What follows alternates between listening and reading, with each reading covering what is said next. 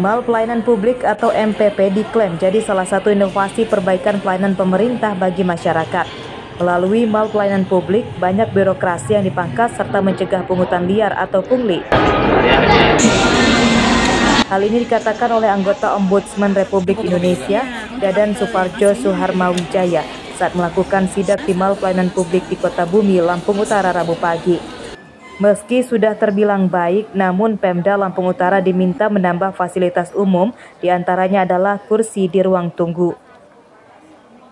Tentu kita berharap apa yang difasilitasi oleh pemerintah kabupaten ini tambah mempermudah pelayanan publik bagi masyarakat, gitu ya, sehingga masyarakat dari seluruh penjuru ya di Kabupaten Lampung Utara ini dimudahkan dan juga terbantu dalam proses layanannya ya. Sebagian memang di sini banyak layanan-layanan yang sifatnya konsultasi, yang sifatnya pendampingan gitu ya.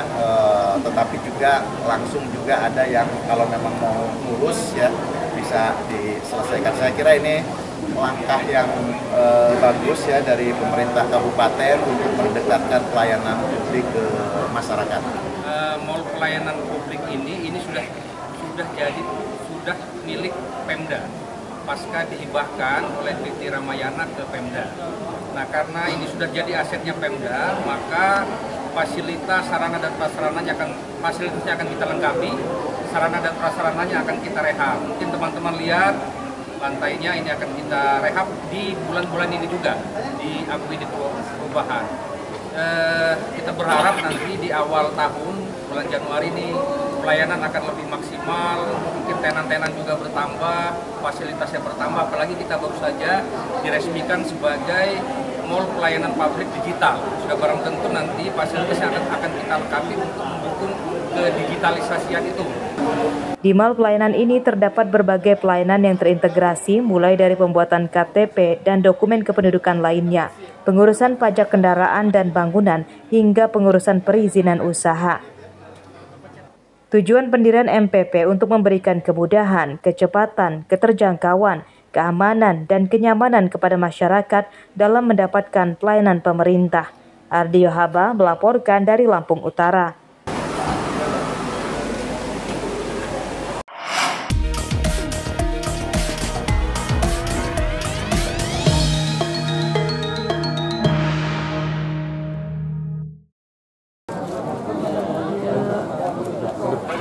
Tahapan kampanye pilkada mulai memasuki persiapan debat kandidat pasangan calon.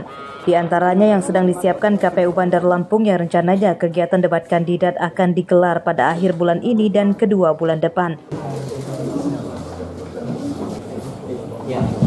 Ketua KPU Bandar Lampung, Dedi Triadi, pada Rabu siang mengatakan kegiatan debat kandidat pada pilkada kali ini akan digelar sebanyak 2 kali. Jumlah tersebut berkurang separuhnya dibanding kegiatan debat kandidat pada pilkada sebelumnya yang bisa 4 hingga 5 kali. Alasannya karena keterbatasan waktu, sebab di tahun ini pemilu digelar 2 kali, yakni pada Februari lalu pemilihan presiden dan legislatif dan kini pilkada serentak.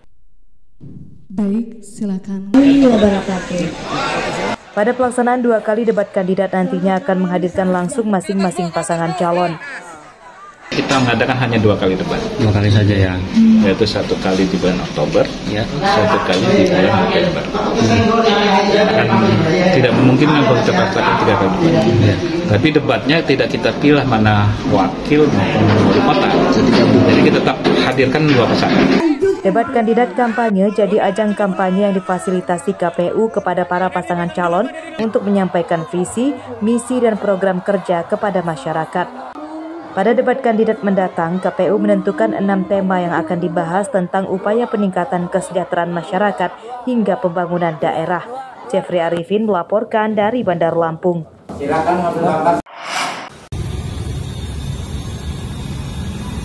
Birokrasi penjatuhan sanksi bagi ASN yang tidak netral pada pilkada kini tidak bertele-tele alias bisa dilakukan secara cepat. Hal ini setelah terbitnya Surat Edaran Kemenpan RB nomor 4 tahun 2024 tentang pengalihan penanganan pelanggaran netralitas ASN ke Badan Kepegawaian Negara atau BK. Hal ini jadi peringatan keras bagi ASN supaya tidak main-main dengan masalah netralitas pada pilkada. Pada aturan baru tersebut, Badan Kepegawaian Negara bisa langsung menjatuhkan sanksi kepada ASN atas hanya dengan dasar surat rekomendasi hasil penyidikan Bawaslu. Surat pemberian sanksi dari BKN kemudian dikirim ke Badan Kepegawaian Daerah atau BKD Pemda untuk dijalankan tanpa ada peluang untuk dibela.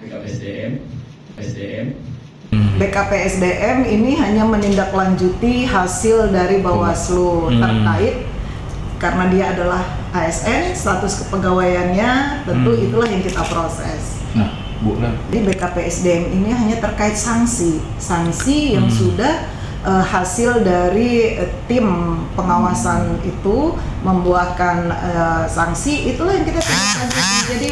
Jadi sanksi yang diberikan oleh ASN yang terlibat secara praktis di dalam terlibat maksudnya pelanggaran netralitas ASN, kita hanya memproses di sanksi kepegawaiannya saja. Sekarang ini di BKN, kemudian ditembuskan ke Menpan RB, gitu ya, begitu, dan tembuskan juga ke pemerintah daerah tembusannya. Gitu. Tapi ke BKN ini ya, penggantinya ke ASN itu kita sampaikan ke BKN. Semua di daerah, maksudnya ke BKN semua. Nanti BKN akan memutuskan sanksinya seperti apa. Kita kan hanya meneruskan. Kalau ASN itu kita sifatnya hanya meneruskan. Kecuali yang pidana ya.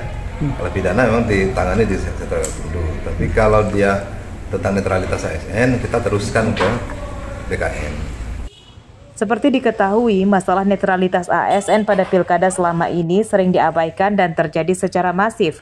Namun banyak pelakunya yang lolos dari jeratan hukum karena birokrasi penjatuhan sanksinya bertele-tele dan berpotensi kasusnya hilang di tengah jalan akibat harus melibatkan banyak lembaga, mulai dari BKD, Inspektorat, Kepala Daerah, Kemenpan RB, dan BKN. Jeffrey Arifin melaporkan dari Bandar Lampung.